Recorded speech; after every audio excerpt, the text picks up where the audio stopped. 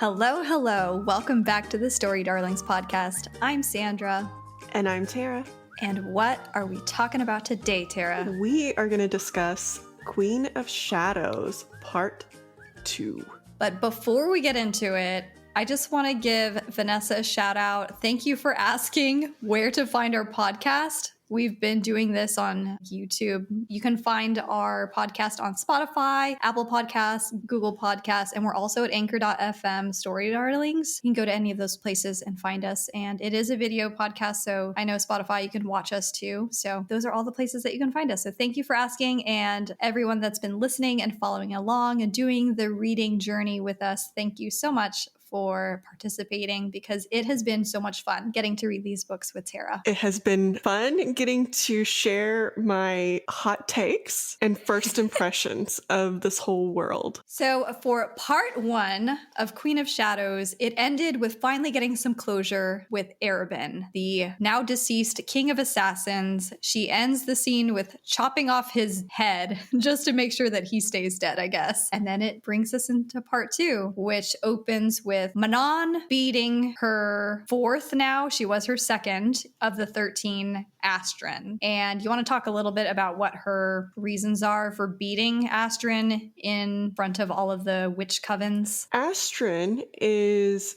going against, as we heard, the Cochrane. I mispronounce that every single time. Crocan. Good grief. Crocan witch mentioned that they are trained to have no feelings. They're trained to be monsters. Well, Astron is fighting that a little bit, and she is being insubordinate to Manon and is second guessing her decisions to allow Parrington to impregnate. I use that quotations around that because it's not really impregnating them, using the witches to create witchlings. And so she keeps second guessing her, and Manon is not having that because she's the wing leader. She is very much her mother's daughter. Not that that means anything in her mother's eyes, but she is just trying to uphold everything, how the witches should behave as her mother determines it. It's just kind of a heartbreaking scene because they have been friends. They've known each other for decades and decades and decades, Astron and Manon, and it makes no matter. She just kind of beats her ass in front of everyone. Nice, bloody, violent scene. And then we get a little preview of Kaltain, and Kaltain has been busy, or has been kept busy, by Duke Parrington and company. And so they go out on a flight mission over a village near the mountains, and they test out some stuff. And you want to share a little bit about what happens?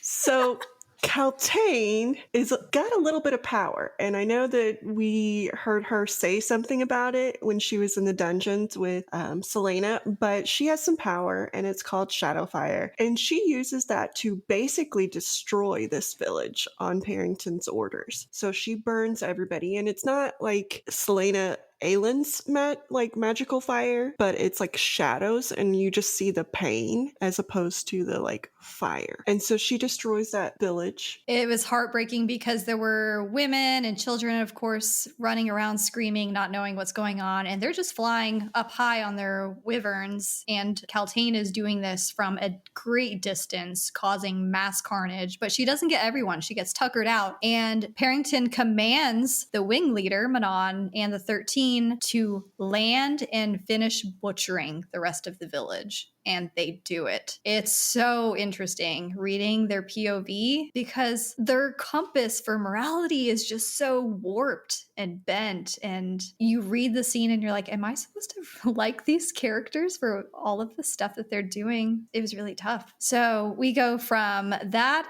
into some stuff finishing up with Aylin because she had squirreled her way into Arobynn's will, getting all that money, moving the estate over to the rest of the thieves that have put together this pool of money to purchase his estate back. And one of the parts that I found touching was she has a few moments and exchanges with Adian, and there's a quote and he's just like, let me share this burden. And it's such a powerful statement because Aylin, up until this point, has always been sole survivor survivor, taking care of herself, not relying on anyone, and just making all of these plans and schemes behind the scenes. And he just recognizes that about her and is just like, take a step back and let other people help you. And that was such a touching moment, because how many times have you felt like you should just shoulder the entire burden of whatever too, Adian's the one character throughout this whole book series so far that I have not found a fault in anything. Not just male?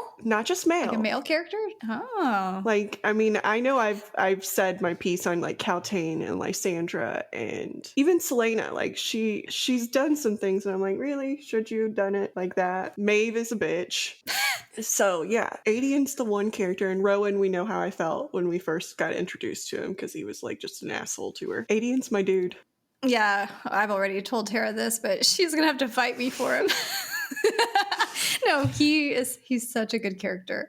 There was a scene between he and Lysandra when she doesn't know what a ghost leopard is, and so they're trying to describe what a ghost leopard is. There's an exchange between them. They're very playful, predatory, glancing at each other with her green eyes, and there's kind of this romantic tension moment, and I was all about it because they both deserve some happiness. So if they're gonna be together, so be it. So there was also some tension, which I was all about, between Dorian, when his little prince person was in his body, and Manon. And I'm like, ooh, yeah, I'd be down for a Dorian Manon get together. Yes, that would be interesting with her personality and just how violent her upbringing and background is. And now that he is living with this demon in his head, yes, she was very interesting. She was the only one who could pull him out and get past the demon in him. And then there was that pull. She said that she experienced the pull too. And I'm just like, ooh,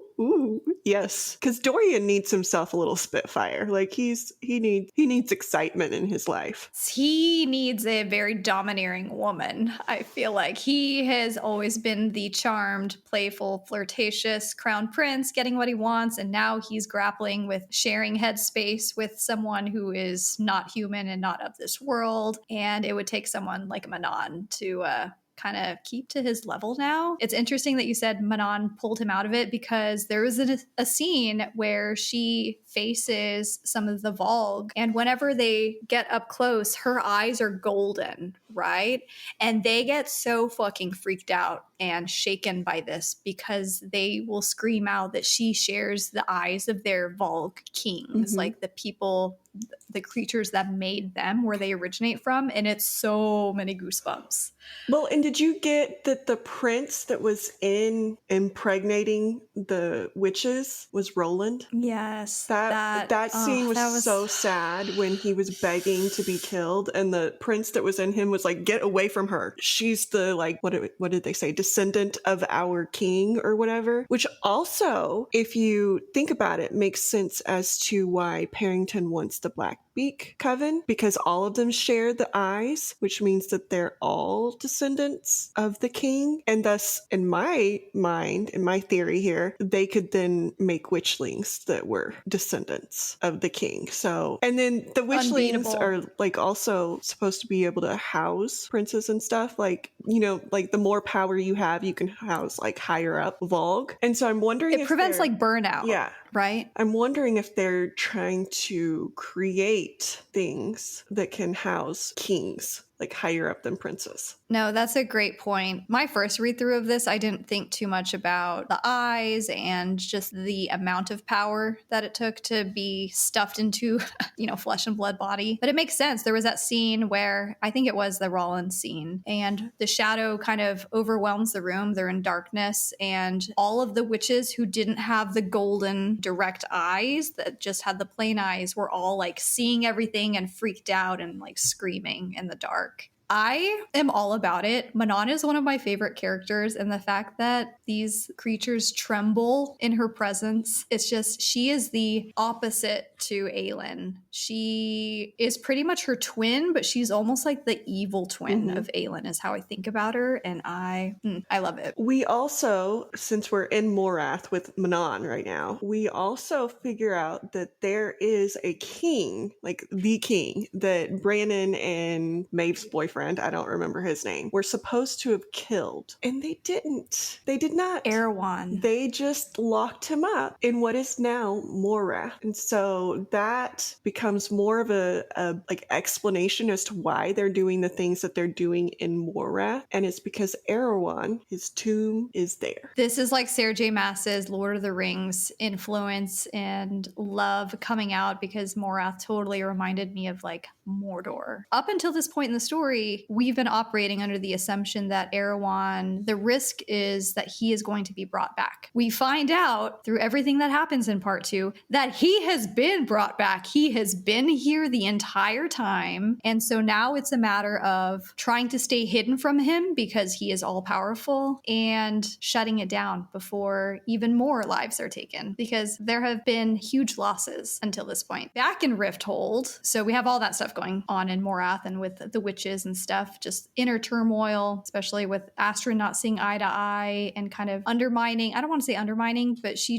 has a moral compass and she cares about Manon as a person. So back to Rifthold, everyone is planning and making choices and stuff that will hopefully put a stop to it in this book, which we know doesn't happen. Rowan and Aelin almost have some sexy time. It's cute how some of these scenes play out. Lorcan, we find out, is a little more cunning than we initially thought in the first part, because we thought that Aelin had thoroughly tricked him in the sewers and had him kill the 6 wordhounds. And it turns out he led them to believe that and still left it for them and made them target Rowan instead. But we do see that they do pull a little bit of wool over his head, because Lorcan shows up at the keep and Rowan goes out to meet him and basically does an oath to get the ring that Elena gave to Maeve, right? Not Elena. Aelin gave to Maeve. And so that ring is supposed to be able to like thwart the Vogue from taking over or, you know, using their powers against a person. And so Rowan wants that ring so he can give it to Aelin, but Lorcan wants the keys. And so he's like, I know you have one of them. Give it back, or give it to me and I'll take it and I'll destroy all the keys, because he doesn't want Maeve to get them, right? So he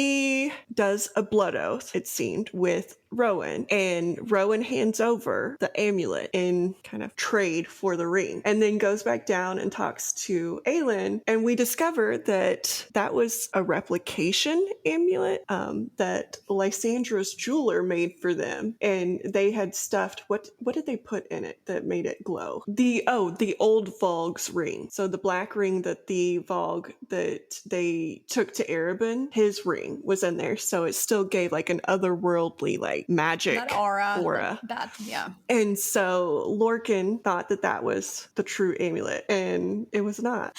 I love how people are constantly just backstabbing and tricking everyone else and just omitting things and doing all this trickster kind of stuff. So we find out that Kaltain is also a bit more manipulating and strategic than we originally thought of her. She had attacked and killed the prince that was in her and is basically just pretending that she is still under Vogue control. She's obviously been through a lot of trauma and growth, going from ditzy, lady of the court wanting to marry the prince to having all of this shit done to her, because I think there's a lot to fill in the blanks of everything.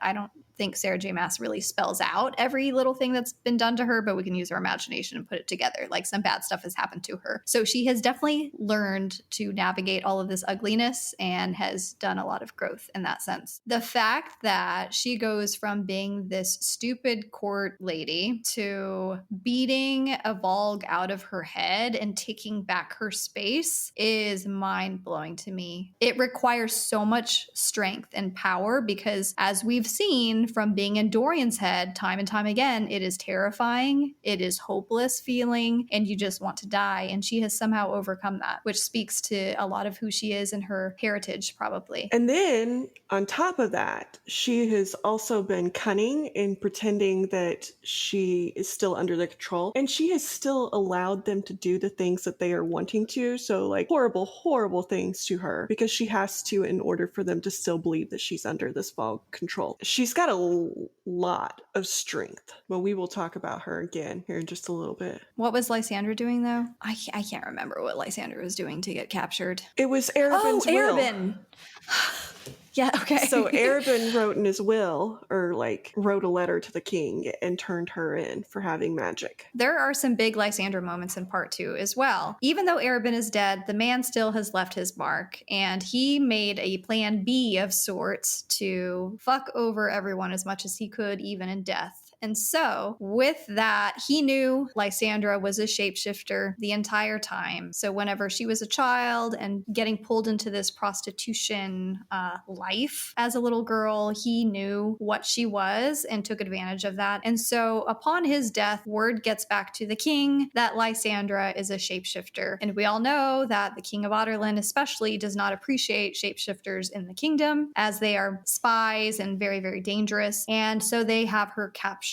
Aelin, who has been bonding with Lysandra, immediately makes a decision, doesn't even have to think about, but we're going to go rescue her. And so she brings everyone, Chaol, Nezrin, Adian. She brings the whole crew to go after Lysandra, who is now, I believe, in Oakwald Forest, is where they end up converging with the witches. And it is such an interesting meeting because Manon and her 13 are summoned, which Manon appreciates so much, to go attend to this witch wagon and to see her grandmother's plans, like what the big secret is and what she's working with the king. There's a meeting place that takes place in the forest, and it is so interesting because Dorian is there as well. You want to talk about it? And this is where Dorian meets Manon for the first time. And like I said earlier, Manon has the eyes of the king, right? The King Vogue. All of the other Vogue are afraid of her. Like Sandra mentioned, they're like, no, back away, don't talk to her. And that's what Dorian's prince is saying in his head. Don't talk to her, don't say her name, don't anything her. And you see her be able to pull Dorian out as a human, which is awesome because it shows he's still there. Yes. She has the power to snap Dorian out of it and give him a moment of consciousness and knowing where he is at. It's almost like her name becomes a sort of prayer in his head. If he can just hear her name, it'll,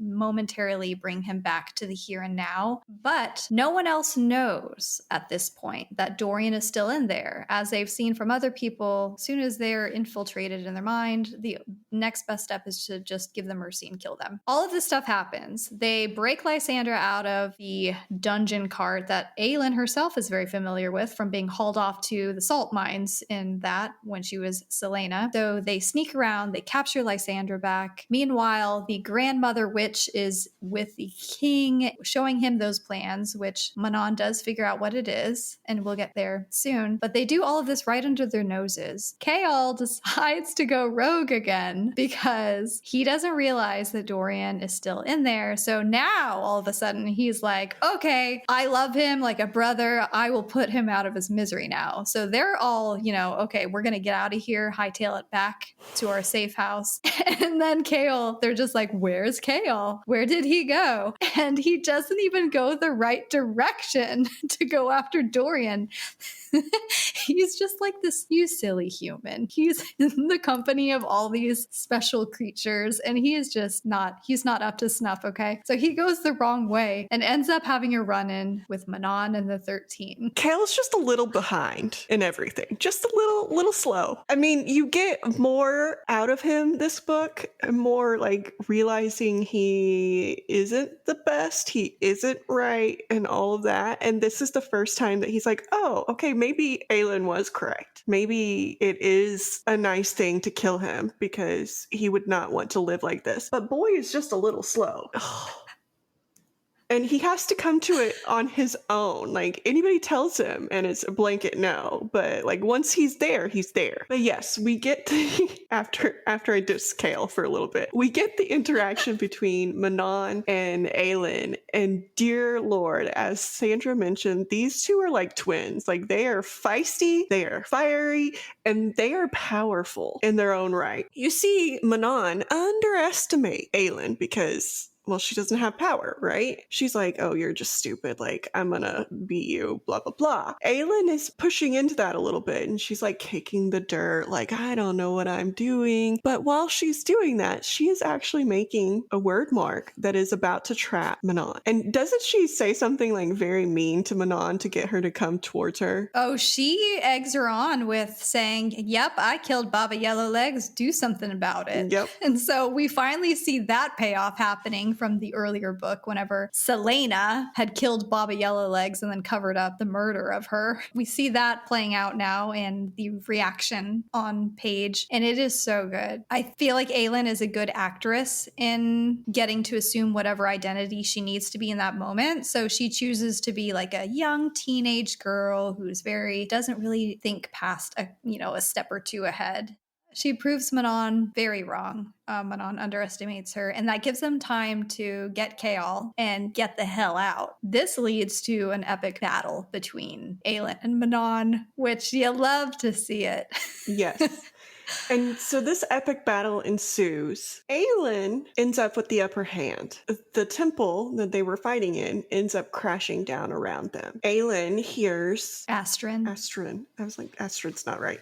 Astrid yelling for Manon, because as we've discussed, Astrid is not in love with, but loves Manon so much. And so she is seeing Manon falling, or the temple falling around Manon, and obviously it's going to kill her. And Astrid is just so upset about this. You see Aelin feeling a pull to Manon, much like she did to the healer in Assassin's Blade. And so Aelin goes and saves Manon. You see Manon be torn with this because A, she's thankful, but she hates owing somebody. She hates nothing more than being thrown a bone. Anyone taking any kind of pity or sympathy toward her cannot stand it. It just irks her, which is so hilarious in itself. That juxtaposition between, Aelin and Manon, when Aelin makes the choice to let her live and help her, it's so good, because if it was reversed, Manon would just be like, bye, bitch.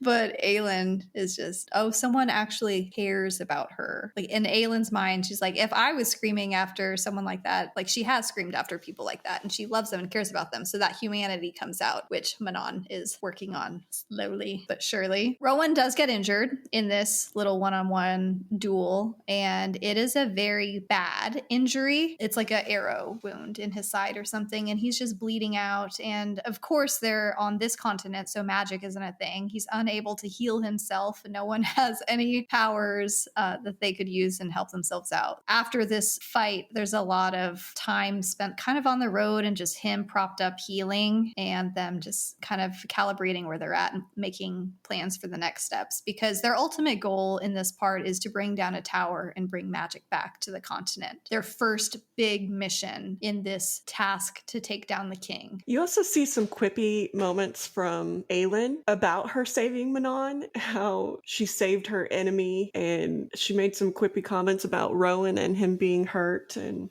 things, which again just shows that like she went past what she really wanted to do and did what was the right thing to do in the moment, because she really wanted to let Manon die for hurting Rowan, but she did. That's our girl. She just can't help herself. Always has to help someone, which is interesting because someone made a comment that Manon has a soft spot for broken things. So whether it's a Braxis or whether it's a lead, and you see the same thing in Aelin too. Aelin's like, if there's any kind of potential in someone, it's her soft spot. Well, and you also see Manon's soft spot a little bit later when Astrid tells her why she is going against her and why she has basically less monster in her than everybody else. And it's because Astrid has fallen in love, and Astrid has been treated horribly by the grandmother and made to come back. And she fell in love with a human, and she was made to come back, and she found out she was pregnant, and then she lost the baby. And the grandmother was like, oh well, not a big deal kind of thing. Yeah, the grandmother beat her ass for miscarrying and said she didn't deserve to carry the Blackbeak name or to be a part of of their coven, which is so traumatizing and terrible. And she branded her basically as worthless, which is why Astra never went back to her human, because she was afraid that he was going to think the same thing about her. Because wasn't it like dirty or something like that? Unclean. Unclean. She didn't go back to the human that she loved because she didn't want him to think she was unclean, and that's why she lost her baby. And so she tells a story to Manon as kind of a way of connecting and saying, hey, your grandmother's not always right. She is doing horrible, horrible things to witches and humans and everybody. You need to stop believing her. You need to like form your own thought and go your own way. And this is much like everybody has been trying to tell Chaol this whole time. Like, you need to like think for yourself, because the person that's ruling you is not looking out for your best interest or anybody else's. I loved how that played out as basically an intervention of Manon with the 13, but it just provided so much more context about why Astrid was so affected and felt so passionately about, you know, the witchling births and breeding in particular. It was a very sore spot for her that she is never and will never probably get over something like that. Yeah, we see quite a few moments in this part that are both very bittersweet, but tell a lot about the person. And another one of those is Lysandra. Aelin has paid for Lysandra and Evangeline to go free. And the moment Lysandra finds that out is just so heartbreaking and so telling of both of their characters. And that she's like, well, what am I supposed to do? Like, I'm here. I want to help you too. You know, it was just so sweet to see that connection. It just explains so much of the cattiness and seemingly just nonchalance and not caring about anything that we saw from the characters, especially the female characters who were powerless or given no power and no voice in the beginning of the series. It's such a heartfelt moment. And we see another moment like that with Manon, and we're seeing her grow in her like humanity. And so this moment, she feels a pull. It doesn't specify if it's to Aelin or Dorian at this point, because as we've known, there's a pull to both of them with Manon. She feels a pull to get her back to Rithold. And so she goes back and she kills a Vogue, and she uses his blood to paint messages across the city that she hopes Aelin will come across. And that message is that he is still inside. It's her way of repaying the debt to Aelin for saving her life by telling her that her friend is still alive inside that body and not to kill him. And that moment was just so sweet, because she took it upon herself to make sure somebody else survived. And then we see her do something similar with Elide, kind of a last-ditch effort to protect something close to Aelin. Elide has had a very tough road this part of the book. So it's while Manon and the 13 are at Oakwald Forest dealing with the king and the matron grandma and Aelin and team, Elide is put into the dungeons. Her uncle Vernon is basically like, you are going to do your duty now. No one's here to protect you. And Elide is in the dungeons for days and days. And she keeps hoping that someone is going to see her, knows that she's missing, just notice anything about her presence not being there. And she loses hope daily, and it's so sad. Elide was probably the character that tugged on my heartstrings the most this book, because not only is her body broken in a sense, like she struggles with basic things and she's had to rely on other skills to help her survive through her life, but now she feels like she has no one. She already lost her parents. She already doesn't have any friends. Her relationship with Manon is very precarious in that she knows Manon is only helping her because she has some witch blood in her. And so Elide is just like, I need to get out of here. Like, she still plans on escaping, even though she said my blood runs blue. And it takes a long time. So after this stuff happens in Oakwald, and then Manon and the 13 fly to Rifthold to write that message on the wall that gives Aelin notice that Dorian is still in there, not to kill him just yet, which shakes up all their plans. Then she finally goes back, and the scene where she helps Elide get out, they run into Kaltain, that whole scene, how it was done, and they switch dresses, and everything that happens in Morath was so just powerful. It ties in a lot of things that have happened in the past, because Manon tells Elide that Aelin is still alive, that her queen is still alive. And that's powerful for Elide. It gives her some hope back and gives her something to like go for. but also it's, again, Manon trying to repay that life debt that she has to Aelin by giving her, more of her court back. But then you see Kaltain, and good lord, this woman is just so strong. Not just magically, but like how much her humanity's strong. She just has an inner strength that's so fascinating. But so she basically tells Alid that she is going to take her place and that they need to get out. Alid at first is like, no, I don't want you to die. And Manon's like, she wants to die. This is actually like her way of getting out of all of the stuff. And so Kaltain cuts her arm, pulls out a stone, and gives it to Alid with a part of a cloak that they wouldn't let her keep, but it was the cloak that Selena gave her and showed her a bit of kindness in the dungeons when Selena went to visit her, and she knew she was cold, so Selena left her cloak with her, and she said to give it back to Selena Sardathian, something along the lines of, and to tell her, thank you for showing me kindness, a repayment for the cloak you gave me. That scene was just so heartbreaking because you knew what was coming next. You knew Kaltain knew what was coming next. Kaltain goes into the dungeon and she fires up her shadow fire, and she brings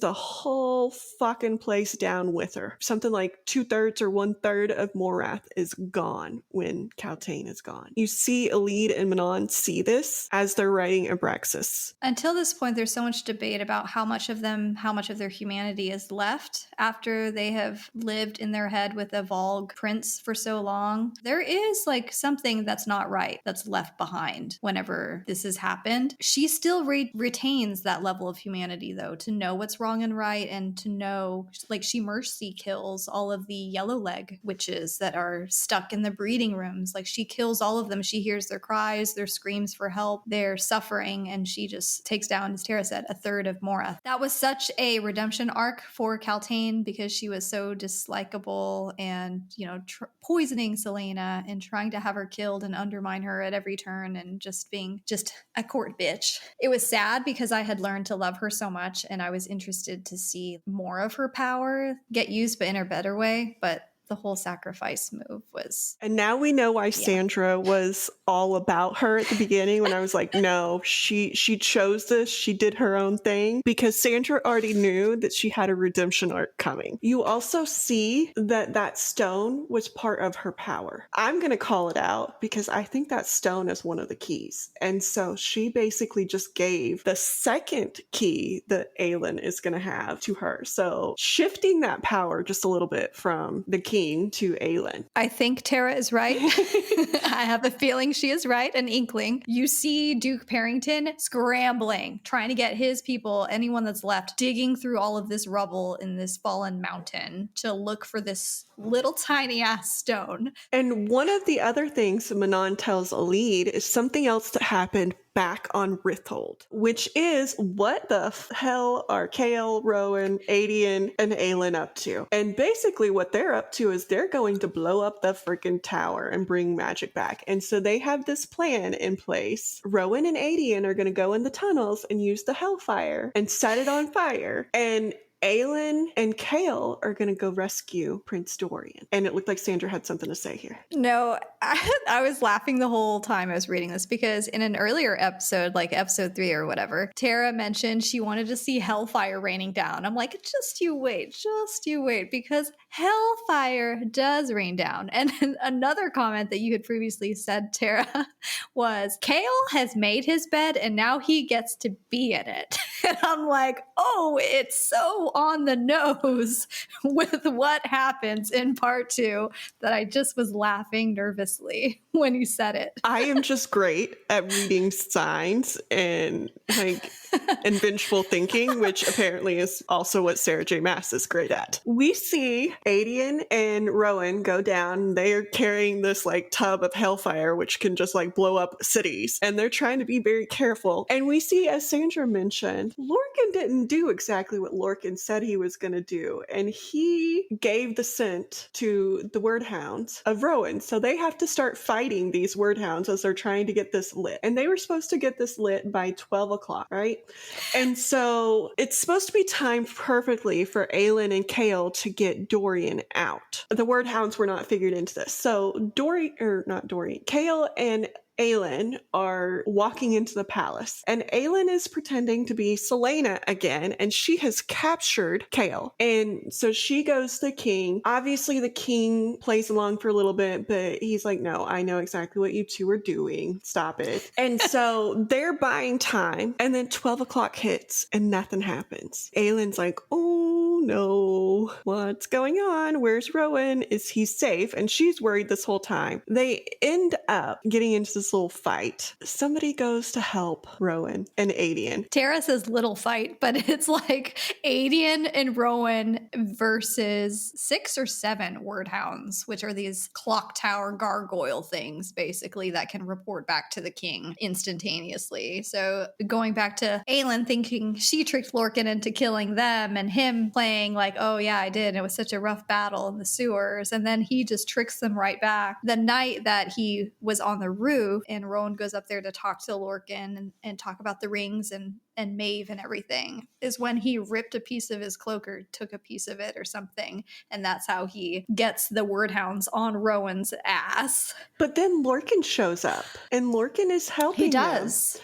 And so does Lysandra. Like, they're like dying. And Lysandra's comes in as the ghost leopard or whatever, and she just like melees. She is like a vicious fighting machine. And she came back. Aelin sent her and Evangeline out, and she's like, no, I need to be back there. I need to help my friend. And so she goes back. I kind of gave away what happens a little bit, because with Lorcan, Adian, and Rowan, we're able to defeat the hounds, and they do blow up the clock tower, and magic comes back. And then that's when Lysandra comes back as the ghost leopard, because she is now a shapeshifter again. So she waylays the Volg guards. Which, the scene with magic flooding back throughout the continent was so cool, because Maas wrote it in hopping around different perspectives. So you have Manon in the air with Abraxas feeling like this invisible wave, this whoosh, and then she just has like even more powerful senses, which was so cool. And so you see everyone, like how it's impacting them as this is going on. But in the throne room, Chaol and Aelin are still struggling with their whole little ruse to get Dorian out of there, since they now know that he is still alive in there. We find out that the king has been possessed, whatever you want to call it, but he has been housing the Volg for years, a very, very long time. And you get flashes of the man that is Dorian's father crying out for help. And so it makes you think they made it a point saying Dorian didn't look anything like Holland or his father, like they didn't share the same eyes. The king's eyes were always very black and hard when he was talking to anyone, and now you see his eyes change.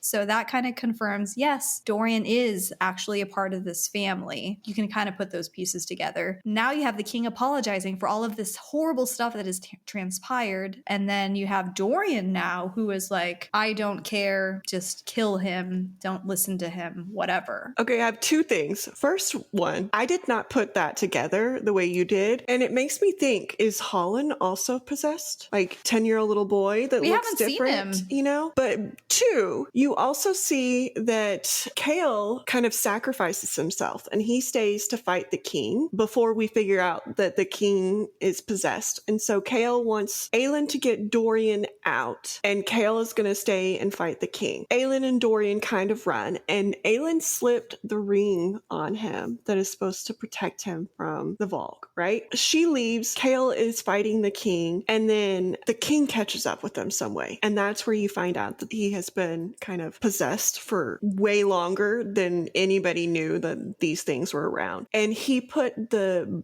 magic block in place to protect Dorian from anybody figuring out people that he had the magic in him. And so you see a moment where you almost feel sorry for the king because you see that it was love that brought him to the depths of depravity that he's at. And then you also see that he was fighting the prince in him. And you also hear who is really responsible for everything. And it is Duke Parrington, because he is actually Erewhon. And Erewhon's free and has been running amok forever. Which just paints an even greater magnitude of what Kaltain has been dealing with all by herself over in Morath, it being implanted with the word stone or word key, whatever, and then dealing with Erewhon himself, touching her and doing, God knows what to her. You just feel bad because back in the day when the king found the word key just in the catacombs beneath the palace, he and Parrington were normal guys. They were younger, they were stupid. He went there and then one thing led to another. They ended up freeing Erewhon and the rest is history. And so you see the king start to wither away, like literally just shrink and wither away now that he has been freed of the Vogue presence. It makes no difference to Dorian. Dorian he is so cold about it whenever it is Dorian that explodes the glass castle. Yeah. Dorian and Aelin combine their powers. Our powers combine to defeat the Vogue in the king, because he is a minion of Erewhon, so he is stronger than everyone else that they've fought so far. Aelin is fighting him, and Dorian and her kind of combine their powers to finally kill the Vogue minion. And that's when we see the king withering. And then we see Dorian getting so mad at the situation and at his dad and how everything's going that he ends up just destroying the glass castle. And Aelin uses the very last bit of her strength to build a barricade around the glass castle and stop all of that from hitting the city and killing all the people. So she basically melts this glass and makes a barricade around the city. Again, she will sacrifice anything to save innocent people, even herself and everybody else that she cares about who are within that glass castle. Yeah, we find out more. So the grand plans that Manon's grandmother has is witch towers. So these ancient mirrors, which are amplifiers essentially is what they will be for someone that can do like a shadow fire so that they can cause even larger mass scale damage than say a village. So we're talking continents at this point. So we see that stuff is in the works at the end of the part. Parrington still very much has plans. The grandma's going to build these witch towers, have them brought down. That is all still underway. We see Lorcan when Aelin shielded the city after the explosion that Dorian caused, and which killed his father, which he has very little remorse about at first. We see Lorcan beat Aelin over the head to take back, I think it's the ring that he had taken from Maeve. We also see some moments of levity, which I think are needed when all of this crazy stuff is happening. I mean, you have Kaltain killing everything Carrie style, just bring it all down. You have like so much shit happening. And then when Lysandra was, because she's been a ghost leopard, she has been chewing these nasty black blood Valg, ripping them apart, consuming them, and she's like holding her stomach trying to talk to Lorcan, and she ends up like vomiting all over him at one point. Multiple times. Have never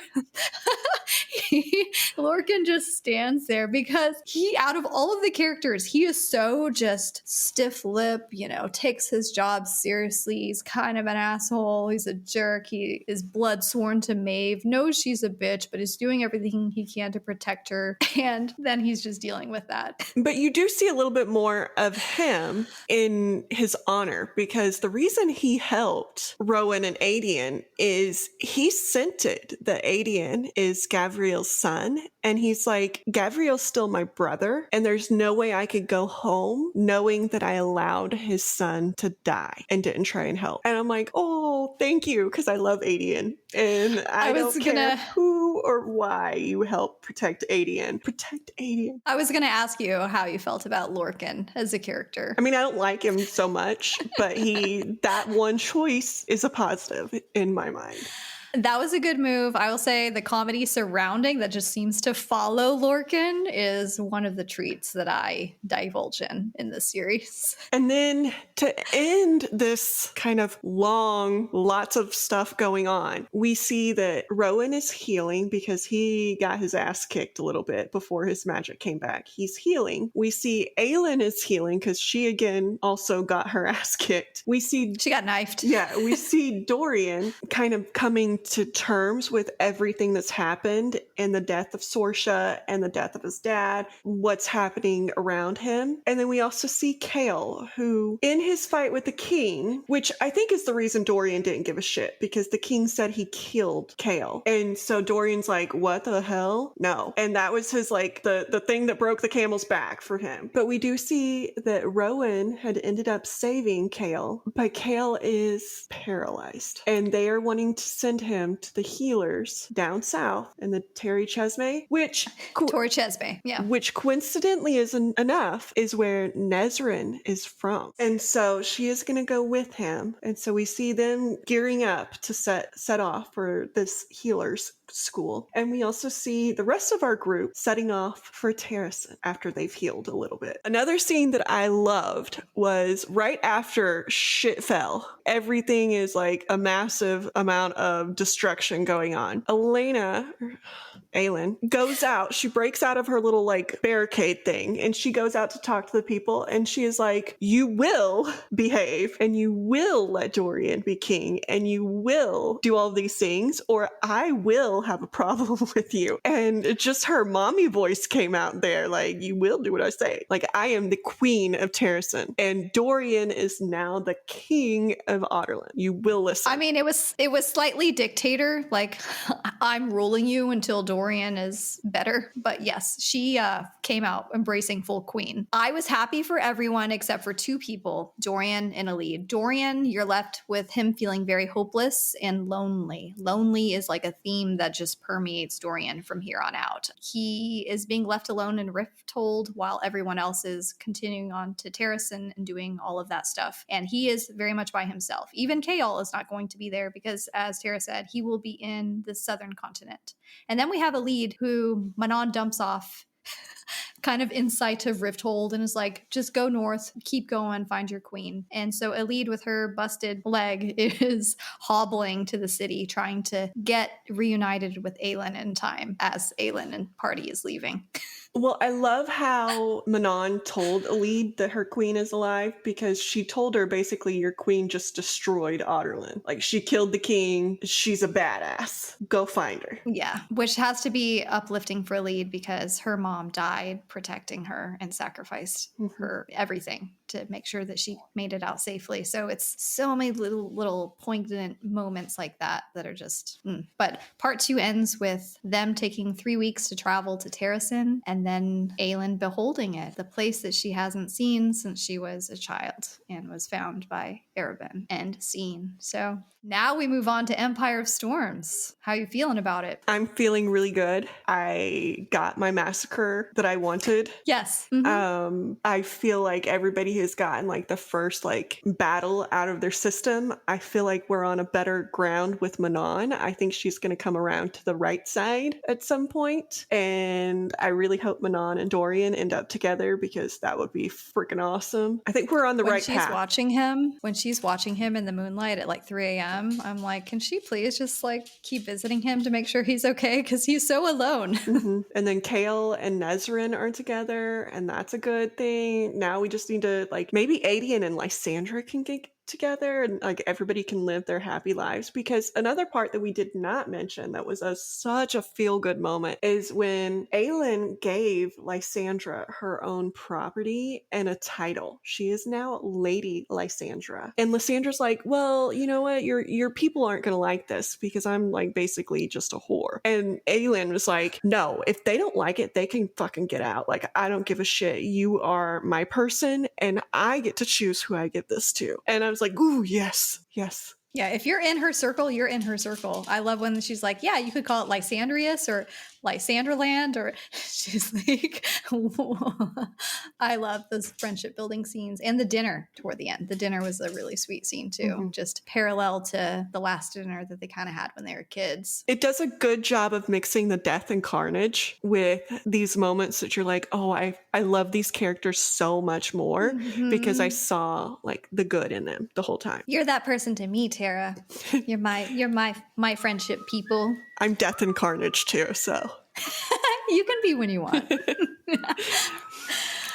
But anyway, we hope you enjoyed this discussion of part 2 of Queen of Shadows by Sarah J Maas. Stay tuned for next Tuesday when we release part 1 of Empire of Storms. And then there were just 3 books left. So until next week, we will see you then.